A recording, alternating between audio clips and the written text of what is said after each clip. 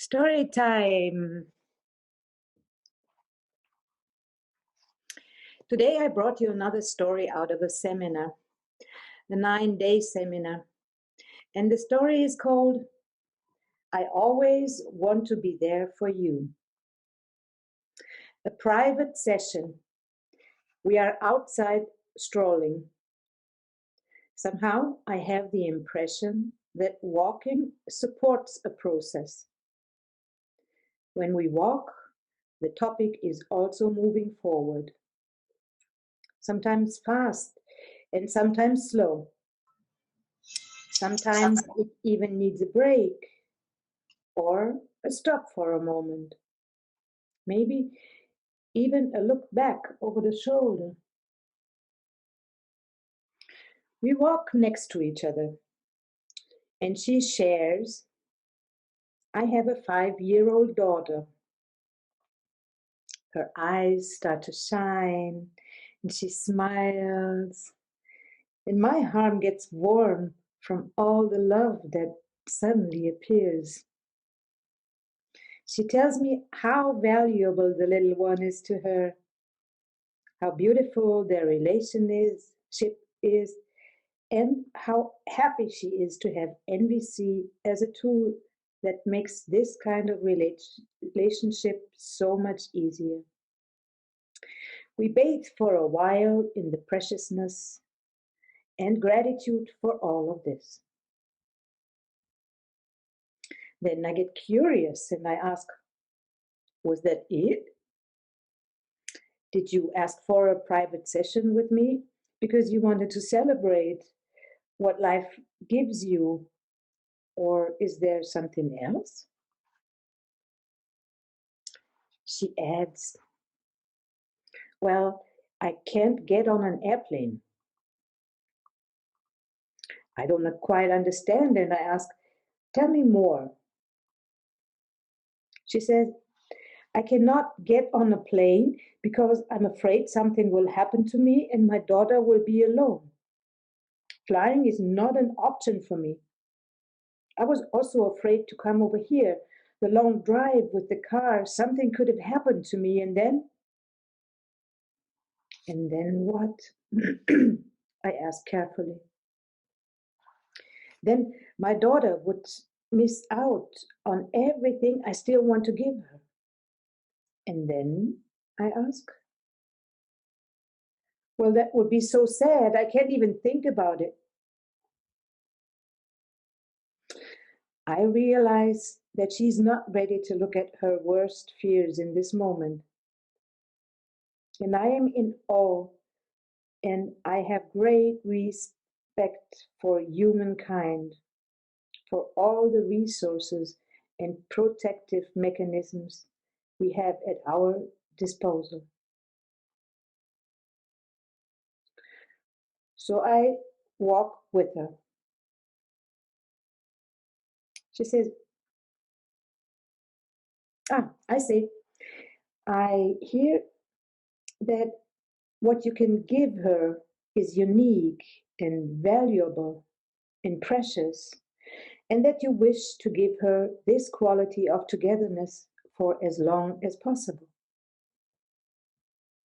She stops and looks at me. Yes, she acknowledges. Now, tears well up from her eyes, and they slowly find their way down her cheeks. Silent tears, packed with emotion and longing. We stand still for a while. Then she continues to walk, slowly, step by step. I walk with her in silence. After a while, I ask, with whom is your daughter now? With my husband and with my mom. And does she like being there? Yes, my husband is a great dad. He spends time with her and is also very patient with her. Besides, they now do things they wouldn't do if I was around. Hmm. Sounds as if you get sounds as if you could let go confidentially and knowing that the two are doing well together. Yes. And with your mom? How is your daughter doing with her grandma? Oh, very good. They match well also. Okay, my mom doesn't give her the space I give her to experience her feelings.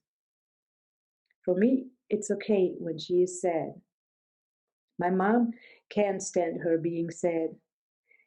When my daughter is sad, she tries to comfort her immediately, but that's okay. My daughter can live that out with me. Seems to be very important for you that she experiences all of her feelings to be welcome. Yes. And is her dad able to do that?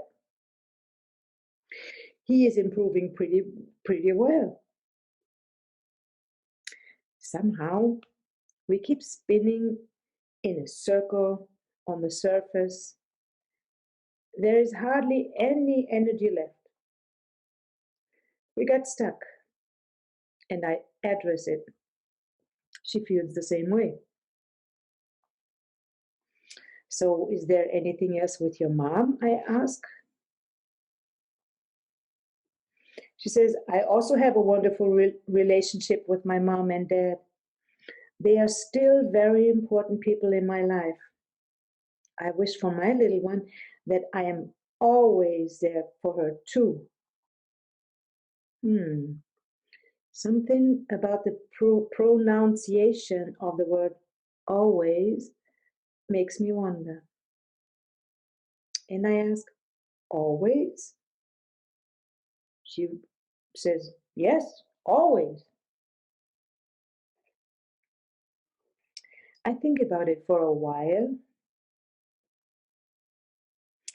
And then I say, well, thinking this thought to the end, that implies that your little one would have to leave this earth before you. She thinks about it. No, I do not want that to happen at all. The acceptance pill comes into my mind.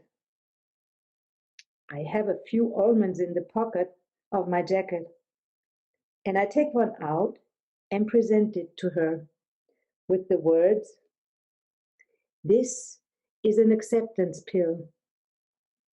If you swallow it, you will accept the things you cannot change.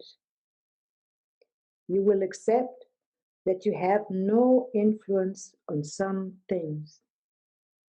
Do you want to try it? She looks at it again. Again, soft tears well up from her eyes. She looks as if she is struggling with herself. And after a while, she grabs the almond, puts it in her mouth, and starts to chew. More tears appear. I don't think I have ever before watched another person chewing an almond with so much curiosity and patience. I am so curious about what is going to happen next. And I am also grateful for the trust she has in me. It is a holy moment. And after a long silence, the tears stop. She starts to walk again. I follow. And for at least 5 more minutes in silence, I indulge in the deep confidence that something nurturing is happening for her. And finally, she starts sharing the story of her friends, who were also parents. The mother had died early, and the father had to quit working in order to be there for their son. Eventually, it all worked out. They made it. Actually, they made it quite well. I think my husband would make it as well. My parents are also still present and would support him fully. He would not even have to quit working. We live close to each other. My mother could take care of my daughter after school, and my husband could pick her up there after work. That would work fine.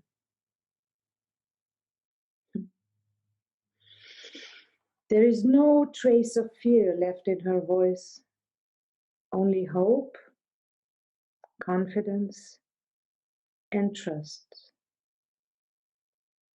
What a magical almond.